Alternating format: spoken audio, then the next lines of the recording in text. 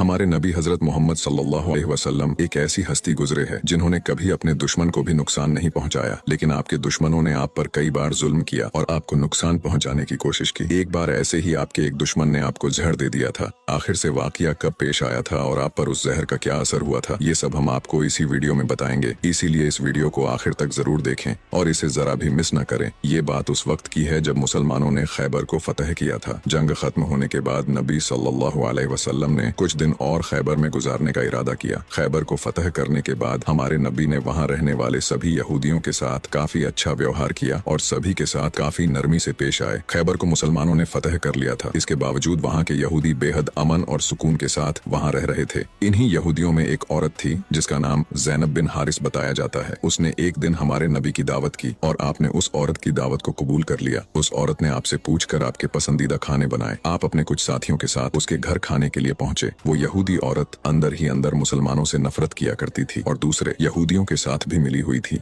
जो मुसलमानों के दुश्मन थे। उस औरत ने खाने में पेश होने वाले बकरी के गोश्त में जहर मिला दिया था। जब जहर से भरे उस गोश्त को आपके सामने पेश किया गया और आपने खाने के लिए एक निवाला उठाया और अपने मुंह में रखा तो आप समझ गए कि इसमें जहर मिला हुआ है। आपने तुरंत अपने साथियों को खाना खाने से रोक दिया और कहा कि इसमें जहर मिला हुआ है, लेकिन अफसोस के आपके कुछ साथी उस वक्त तक कुछ गोश्त खा चुके थे जिसकी वजह से उनकी शहादत हो गई। कहा जाता है कि जहर के बारे में हमारे नबी को उस जहर की बोटी ने ही खबरदार किया था। इस वाक़े के बाद उस औरत के साथ साथ उसके सभी साथियों से पूछताछ की गई तो उन्होंने न सिर्फ अपना गुनाह कबूल किया बल्कि ये भी कहा कि हमने आपके साथ ये इसलिए किया क्योंकि हम ये देखना चाहते थे कि आप अल्लाह के सच्चे नबी हैं या नहीं। अगर आप अल्लाह के सच्चे नबी हैं तो इस जहर का आप पर असर नहीं होगा और अगर आप अल्लाह के नबी नहीं हैं तो हमें आपसे छुटकारा मिलेगा। ये बात तो सब जानते हैं कि हमारे नबी ने कभी किसी से बदला नहीं लिया, जबकि आप पर कई बार बहुत जुल्म किया गया जिसके बारे में कोई सोच भी नहीं सकता। लेकिन जब उस जहर की वजह से आपके सहाबा की शहादत हुई थी तो कानून के मुताबिक उस औरत को भी कत्ल कर दिया गया। लेकिन कुछ रिवायतों में आता है कि उस औरत ने खुदकुशी कर ली थी। वही कुछ रिवायतों में कहा जाता है कि उस औरत को माफ कर दिया गया था। इस बारे में कई मुफस्सरीन अपनी अलग अलग राय रखते हैं। एक हदीस में हजरत आयशा फरमाती है कि जब नबी सल्लल्लाहु अलैहि वसल्लम की जिंदगी के आखिरी दिन चल रहे थे और आप बीमार रहा करते थे, उस समय आप कहा करते थे कि खैबर में जो मैंने जहर से मिले हुए गोश्त का टुकड़ा खाया था उसका दर्द मैं आज भी महसूस कर सकता हूँ। ये बात कई किताबों से साबित है कि उस जहर का असर हमारे नबी के आखिरी दिनों में देखा गया था और इसी जहर के असर ने आपकी वफात में एक अहम किरदार अदा दिया था।